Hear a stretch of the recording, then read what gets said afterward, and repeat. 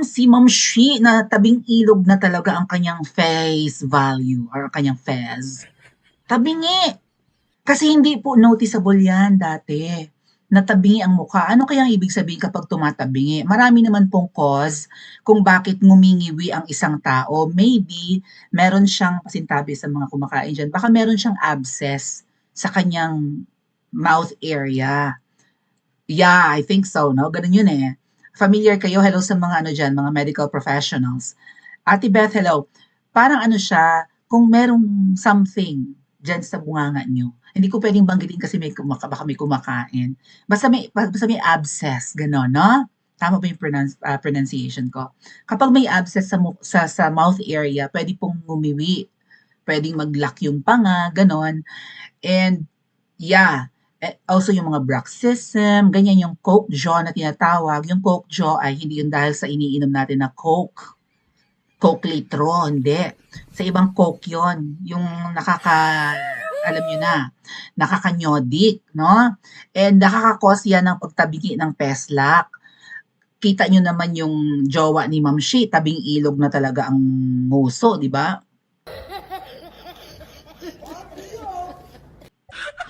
Bonggang-bongga na talaga. Siguro nga, plenty na talaga ang kinikeme mula pa nung pagkabata, lulong na talaga sa mafamang bifyo. If you know what I mean. Same with yung anak ni pambansang prutas ng Pilipinas. 'Di ba talagang naninigas, nagngangat, gumaganda. Tapos yung mga iba pang appointees ni Ngiwi, ganun din. Yung nagsabi na 500 kasya na for Noche Buena, nanggigigil din ang panganon. Ngumingiwi rin yun. Yung ngiwi niya hindi pa tabingi, parang pababa. Gumagano.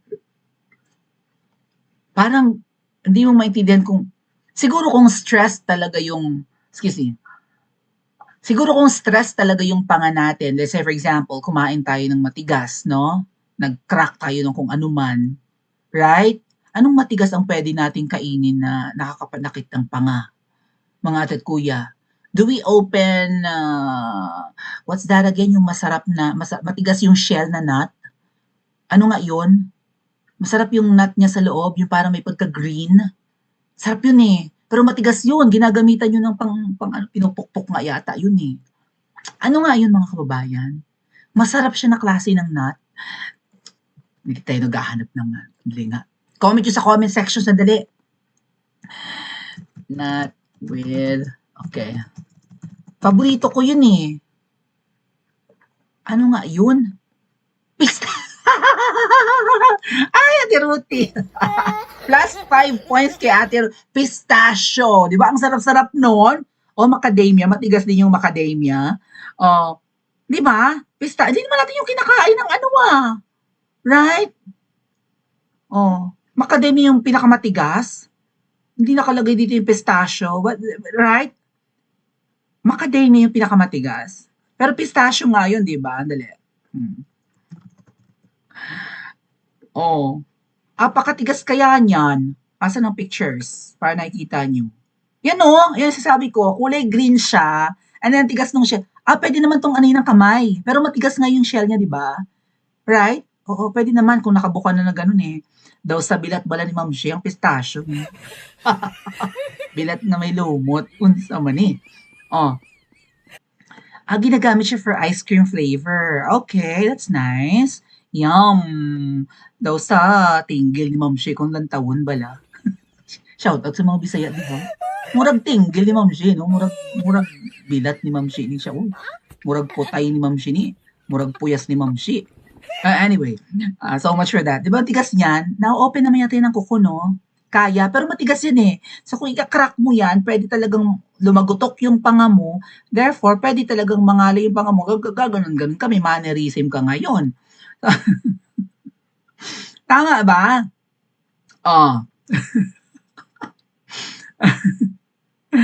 So, pero si Ma'am Shi, well, given si Pop Shi talagang tumatabing no, dumudugo pa. Sintabi sa kumakain dyan. Talagang nagbi-bleed yung gums ni Pop Shi. Pero si Ma'am Shi, dahil nga madamot siya sa interview mga kababayan, right? Hindi siya malimit magpakita sa media or whatever. Hindi mo makikita na si Ma'am Shi ay tabingi na rin yung panga. Pero ipapakita ko sa inyo ang video and someone have sent me this link of Momshi having kind of a message, no? Tumatabingi talaga yung kanyang uso, mga kababayan. Pero panoorin na natin, huwag na natin patagalin pa. Tingnan nyo si Momshi. Laksan ko para rinig nyo yung kanyang greetings kinemilatik. Ano ang sabi ni Momshi? I would like to extend my heartfelt greetings to the organizers and participants of this year's Isang Bansa Pilipino movement, the IDP National Convention. Your continued dedication and steadfast support for this administration's programs reflect your deep love for our country and your shared commitment to building a more inclusive, more united, and more progressive Philippines. I hope this gathering strengthens the spirit of bayanihan and inspire all of us to work hand in hand towards a better future for everyone. Tamo dito sa hanin na tabingi-tabingi talaga ang uso. Towards a better future for every Filipino. Maligaya. Hand in hand. Gusto ko Oo. Nakatabingi ating. Pansin niyo maputi yung ngipin ni Ma'am Shi. Kasi nga naka-veneer si Ma'am Shi. So, kung sa Philippines niya pinagawa yung ngipon niya, malamang nasa 1M ang ngipon ni Ma'am Shi. Biro mo, ngipon pa lang 1M. Sana all, mayaman. Alright? Pero kung sa abroad, lalong mas mahal, ano? Kung sa Pilipinas lang naman, ganun yung presyo ng mga, ng mga veneers or crowns and jackets. Pero pag sa abroad, lalo sa US, mahal talaga yan. Even siguro sa Europe, no? Shoutout po. So, si Ma'am Shi, ngiwi-ngiwi din. Tabingi din siya, mga ating. Balikan natin, ha? And steadfast. Steadfast ka dyan. And tabingi talaga, mga ating. Paano ang nguso ni Ma'am Shi?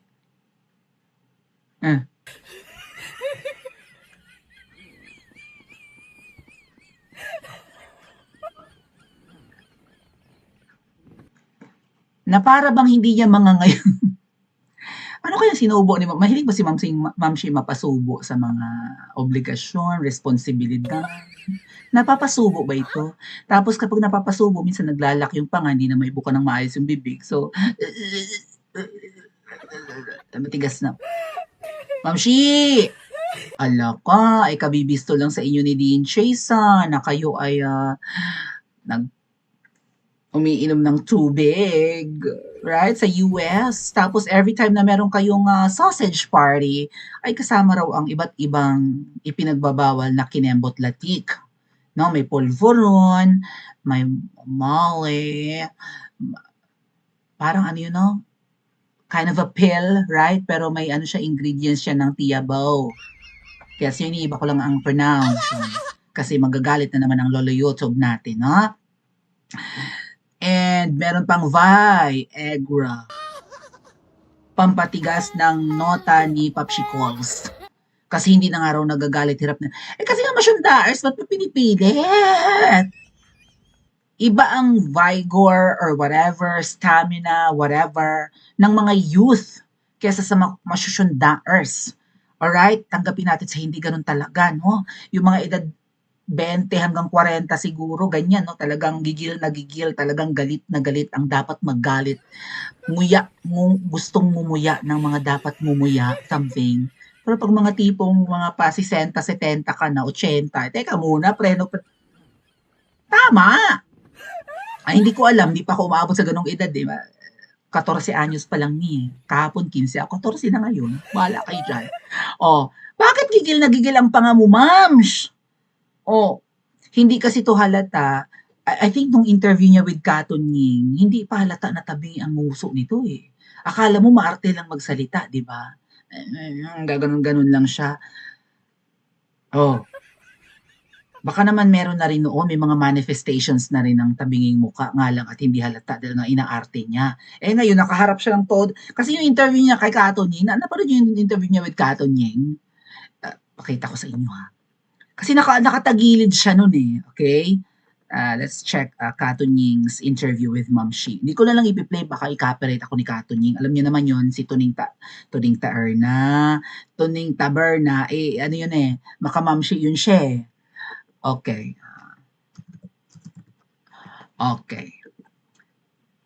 Baka may ads pa yan, ha? Try 8 o'clock, we'll have dinner. Okay. Ayun. Ay, ang ganda talaga ng mamshi natin. Fresh na fresh. Parang monyeka. Oo. Parang monyeka baga si mamshi. Hindi ko alam kung ano ang dinadrama ni mamshi dito, mga kababayan. Sa kanyang suot kasi, ay feeling ko gusto niyang i-portray na hindi siya banidosa. First lady na siya nito eh. Naka-mini skirt pa to, halos masilipan na siguro ito ng katonying, no? Ang suot niya kasi parang pang losyang. Eh, hindi na nga maganda yung hubog ng balikat niya, lagi na siyang nalalaglagan ng 'di ba, ng halimbawa yung butterfly sleeve ng ng kanyang Filipiniana, halimbawa nalalaglag na nga. Tapos ganyan pa yung suot, no? Parang kulang na lang maging off shoulder yung damit niya eh. Konting lilis mo na lang ganun eh. Oh, cute si Ma'am. Nakukyutan kayo sa mamshi nyo. First lady nyo yan. Shout out sa mga nasa first lady nyo yan. Diba? Mga nanonood sa Pilipinas. Oh, ayan, cute siya, ganda siya. Oh, oh, oh, oh, oh. May pagtingin-tingin pa sa taas. Kumpas-kumpas pa yan. Oh, oh, oh, oh. Pandidilatan pa si Katonying. Parang sabi namin, hindi ko magaya yung expression ni Ma'am Shi. Paano yun? Paano yung Ma'am Shi? Ulitin mo nga, Ma'am Shi.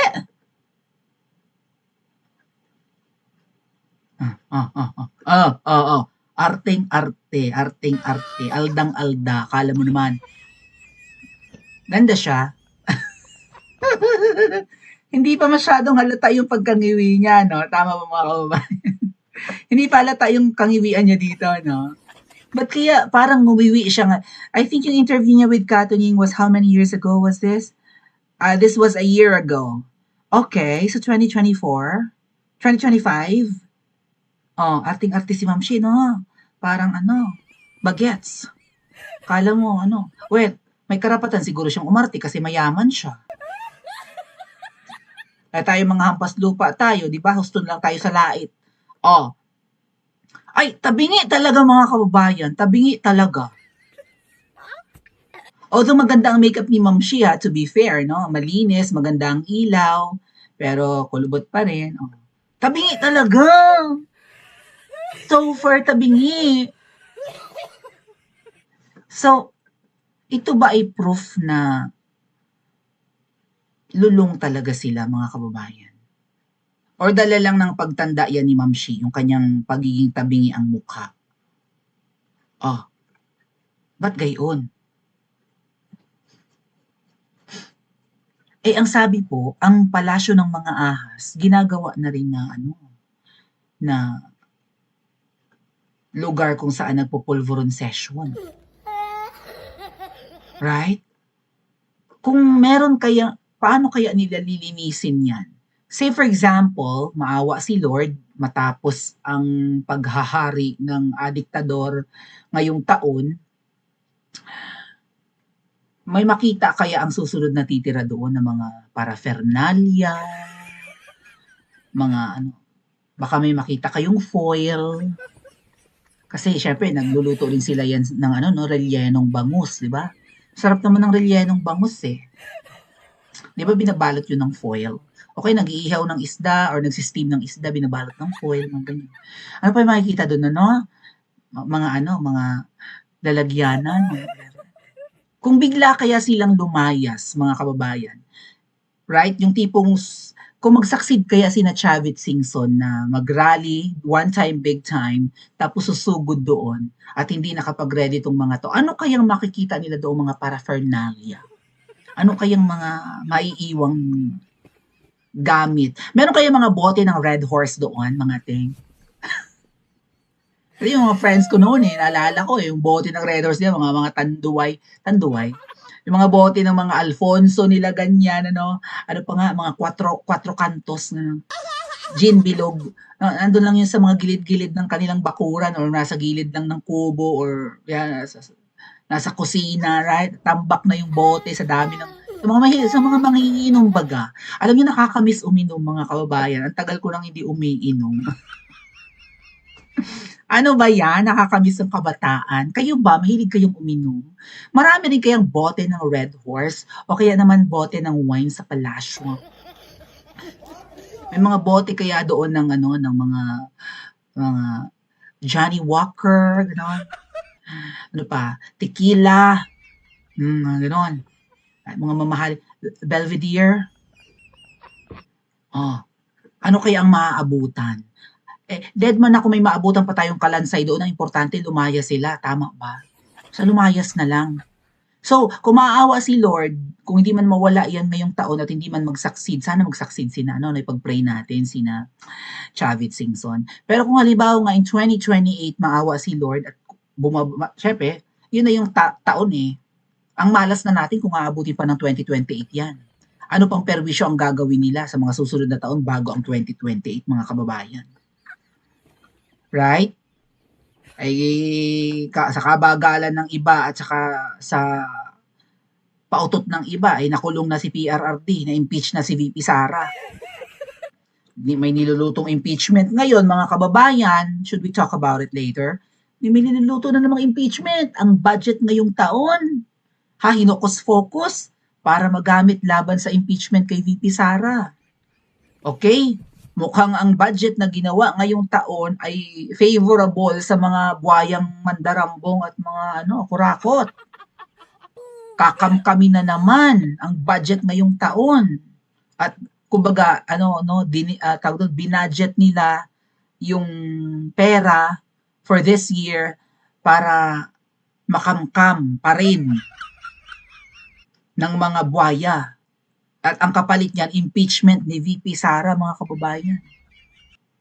So halimbawa nga, dumating ang 2028 and mapilitang bumaba itong ngiwi. Wah, ang dami na talagang ngiwi. Pati yung Junakis nila, di ba, gumaganon-ganon yung mata yung isa. Gumaganon-ganon.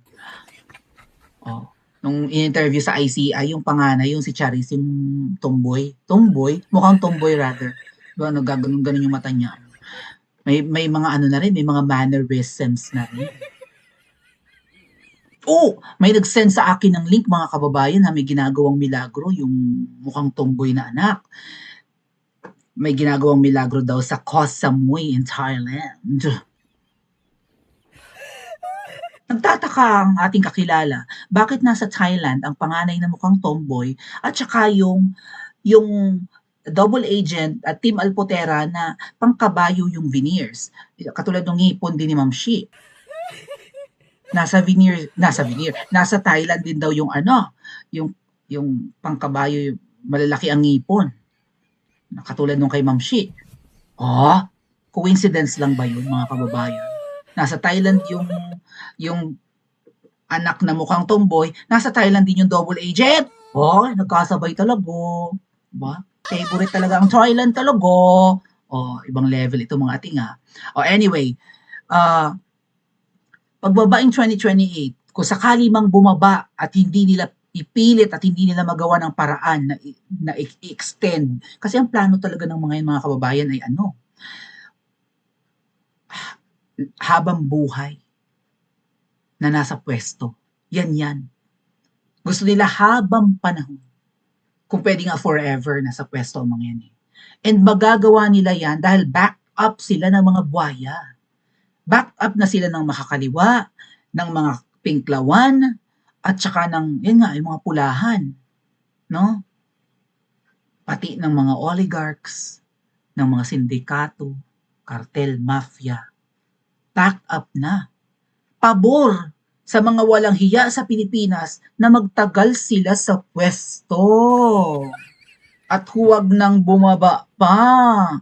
Kaya kung hindi kayo kikilos ngayon, lalo na kayong mga nasa Pilipinas, saan pupulutin ang bansa natin? Nagsalita, mga kababayan, nagsalita na yung hipag, nagsalita na yung kapatid ni Ngiwi. Lulong ang kanyang kapatid. Imposibleng hindi nito alam. Ano ito, syunga?